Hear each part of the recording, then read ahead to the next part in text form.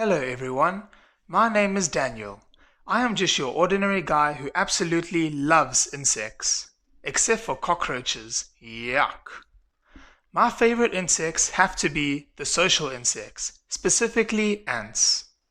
I decided to start uploading videos on YouTube because I learnt a lot about ant keeping from YouTube videos like Ants Canada and Antz. I also noticed that there weren't a lot of videos from South African ant keepers like myself. So, here I am. Now let's take a look at my collection. I've been keeping ants for about 3 years now. However, I did go through several rough patches due to being in school and then moving to university. As a result, I do not have any large epic ant colonies at the moment. I do, however, have 11 ant queens. Sadly, I have already lost some queens, as not all of them will make it. Sometimes a queen ant will die due to stress, or they get infected while traveling around and are doomed to die. Some may look as though they have mated, i.e. they lose their wings, when they actually haven't. The result is they lay eggs that grow into winged males, or drones, and the queen cannot start her own colony. Some queens are incapable of starting a colony by themselves and require workers from the colony they were raised or from another ant colony that they sneak into to help them. It might sound like a bit too much to take in, so let me break it down. So the first thing you need to know as an ant keeper is what a queen ant looks like. A queen ant is generally the largest ant in the colony, with a large abdomen and thorax or midsection. If you do not catch a queen ant, your colony will not grow any bigger, since the queen is the only one who can lay eggs. Now there are different kinds of queens as well. The first is a fully claustral queen.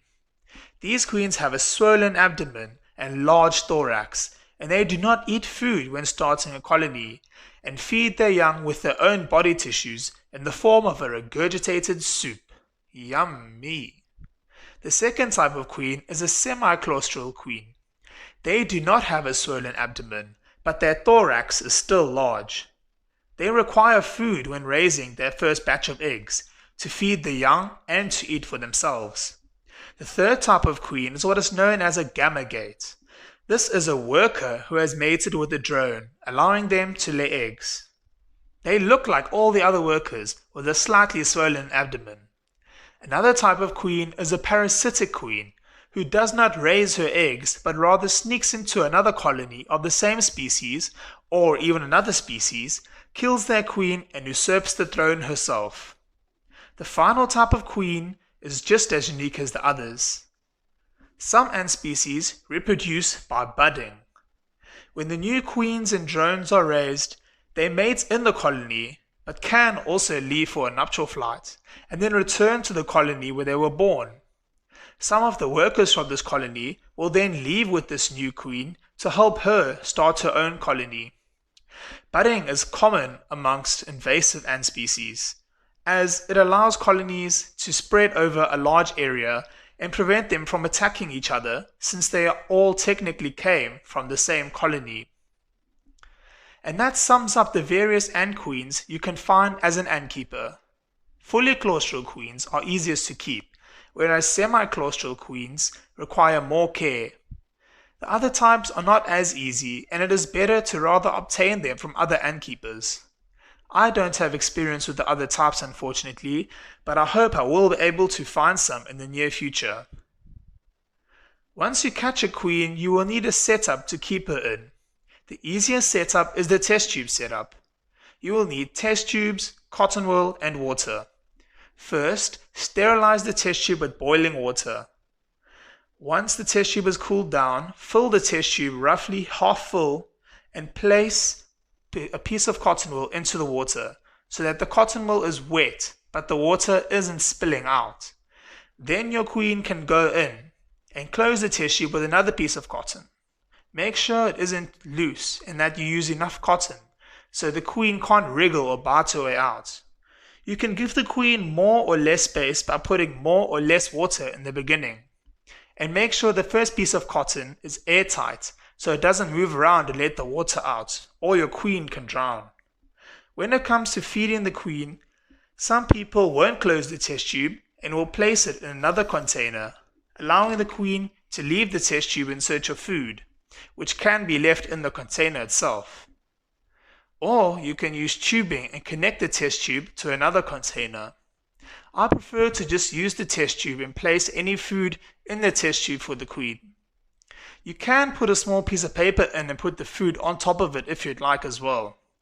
I do not, and as a result, my test tubes get dirty.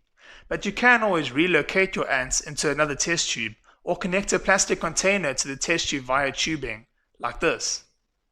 Just try them out and see which one you prefer. Now when it comes to food, I try and feed my ants the food they would eat in the wild. Therefore, I catch spiders, termites and moths from my garden to give to my ants. I also feed them small pieces of apple, chopped up mealworm and even corn and oranges. Let's not forget about an ant's favorite, honey. I feed my ants every second day since it would be unrealistic to catch food every day with my busy weekly schedule. I catch them food with these two containers and place the food in the test tube with small tweezers. For the safety of the ants, I kill the insects first before feeding them to my ants. And when giving them honey, don't put too much in, or the queen and workers could get stuck in it and die. Just a small drop is enough. Once your colony grows too large for a test tube, you will eventually need an ant farm. There are several different types of ant farms available, so choose whichever one is available and affordable for you. I have 2 ant farms at the moment, so I will have to get more in the near future, but I prefer this one I got as a present from my aunt in Australia, from Antz. For scientific purposes, it is much better to be able to see the queen and brood clearly, as well as the workers, but it's up to you guys to decide which ones you personally prefer. Now, unlike other ant keepers and ant enthusiasts, I take it a little further. I record my ants' progress as they grow in number. The test tubes are numbered and defined by the size and number, with STT being small test tube and LTT being large test tube. If it isn't numbered, then I identify the queen based on her description. I briefly write down the progress of the eggs, larvae and pupa, as well as the presence of workers. I also record the behavior of the queen and workers if present. I am behind on my recordings, so I have quite a bit to catch up unfortunately. But the reason I do this is to gather important information about the growth of larvae and behavior of ants and how long it takes for the ants to pupate. This data will be useful when I become a scientist and study ants for a living. At least, that's if it works out, which I pray it will. For me, keeping ants is incredibly interesting and brings me a lot of joy. I hope more people will take up the hobby and learn more about these fascinating creatures. Next week, I will be moving the ants that are in dirty test tubes into new ones, showing you guys how I do it.